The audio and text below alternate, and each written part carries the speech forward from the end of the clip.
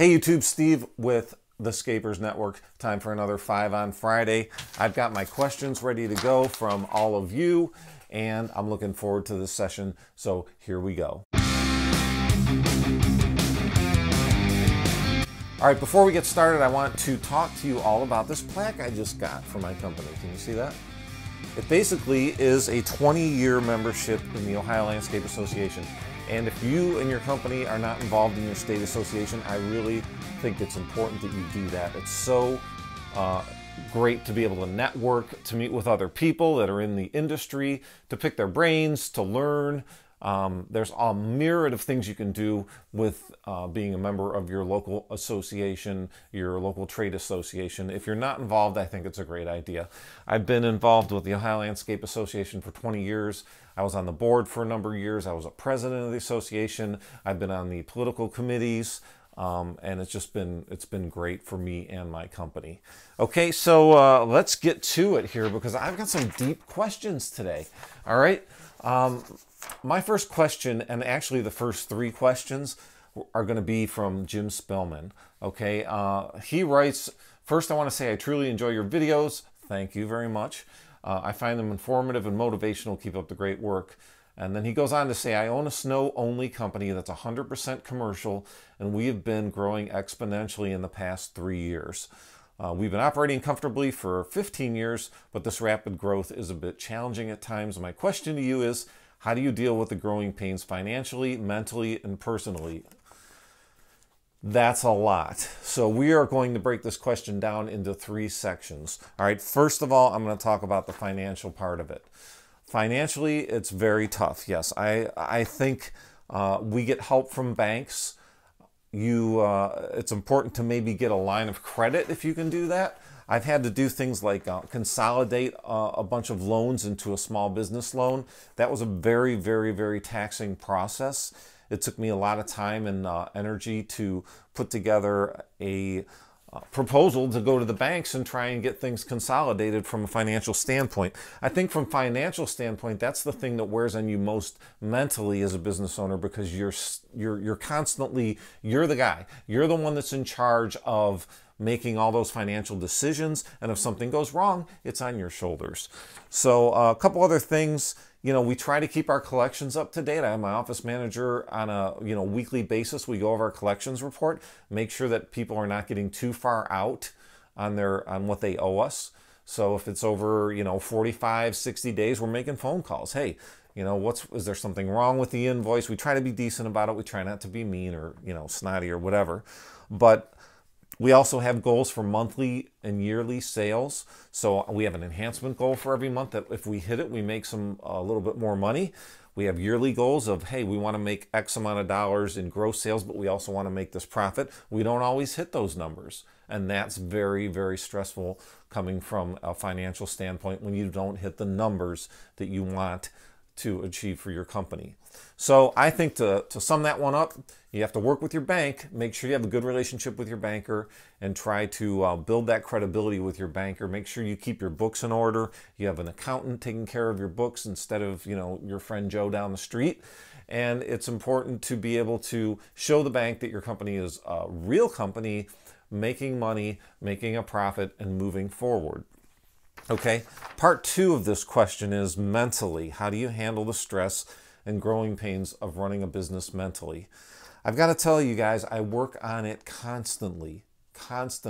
I've been doing this for almost 30 years, and it still wears on me mentally. I know people that have had, heart attacks, strokes. I know people that have got kind of fallen off the deep end because their companies have stressed them out so much.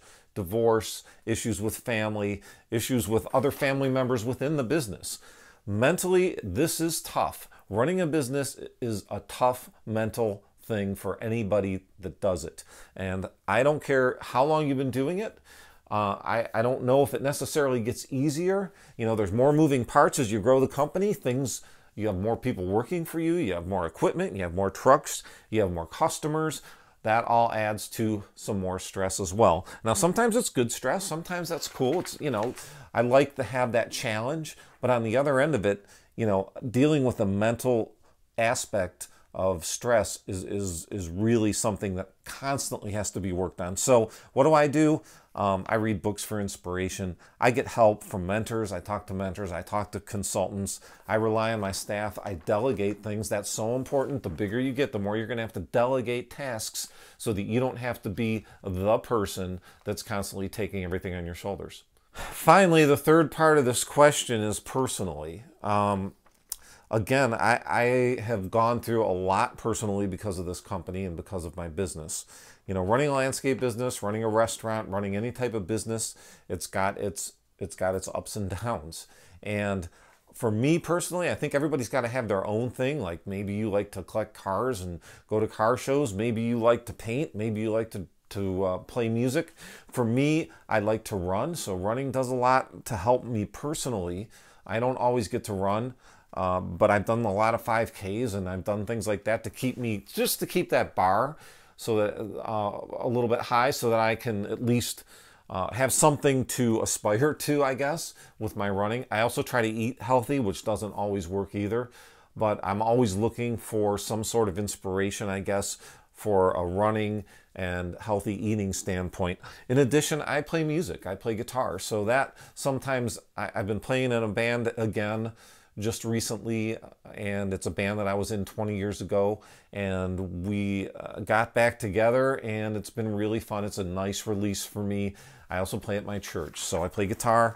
I do that. Doing these videos, it's stress relief for me, believe it or not. Writing my column for Turf Magazine is stress relief for me. I love to write. I love to do these videos. I love to hike and go out and do things with my family. Hiking is another thing. So obviously going on vacation, things like that, that's all cool, but you can't do that every day. You can run every day. You know, if you like drawing, you can draw every day or every other day. If you collect something, you could maybe research whatever it is you're collecting on the internet at night just to get some of the personal aspects of the stress that comes from running a business off of your shoulders.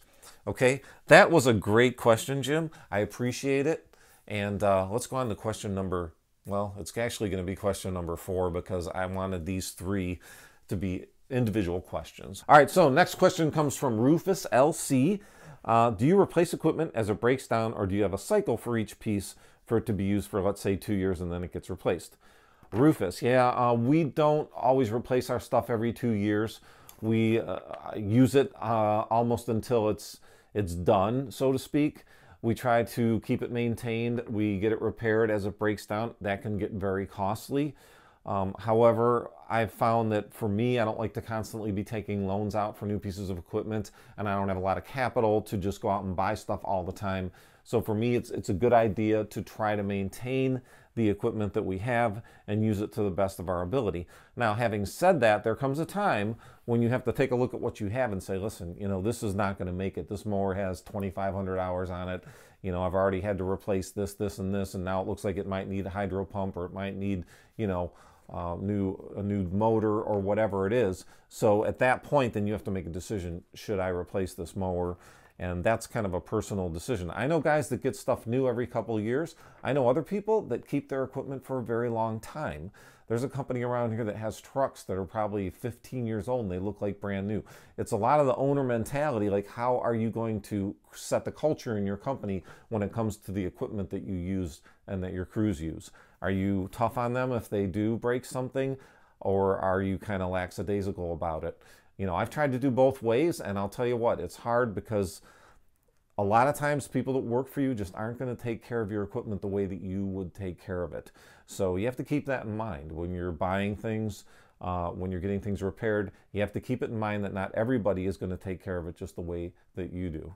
Okay? All right. Thank you, Rufus. Great question. And one more. Tony's Lawn Care. I'm going to put these back on so I can see. Hey, bud, what do you do with all the leaves you pick up? Do you dump them in the truck or what? Hey, Tony. Well, we actually, we have a place that we dump on our property. So we have 3 acres. We actually have 6 acres of property. So 3 acres in the back of our property, we've been dumping back there our leaves, our organic stuff, and then turning it. And hopefully we'll be able to use it for a mulch or for hummus or something like that. But at this point, That's basically what we do with our leaves. We try to, at some properties, just chop them up and, you know, leave them there. It depends on what the contract says and what the customer's looking for. Some of the customers want things picked up all the time. Other customers are like, hey, you know, go ahead and chop them up, leave them on the grass, and you know, they'll eventually dissipate. But we generally just dump everything on our property and then try to turn it over a couple times a year. So that is my 5 questions today. I appreciate you guys watching.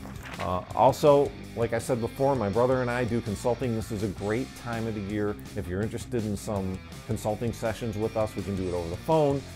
We also can come to your place. You can come to our place. I can give you all the details. Shoot me an email or just put your question in the comments below, and I'll be glad to contact you and let you know what the situation is with the consulting. And we work with a lot of different companies and a lot of smaller companies. We really focus on the smaller companies because there's already guys out there doing the consulting for the bigger fish in the sea. Other than that, please hit subscribe if you like what you're watching. I appreciate your attention. Also, leave a comment, ask me a question. Ask me a question, please. That way I'll have more questions to answer, okay? You guys do great with this. I appreciate it. I hope you have a great weekend, and we will see you next time.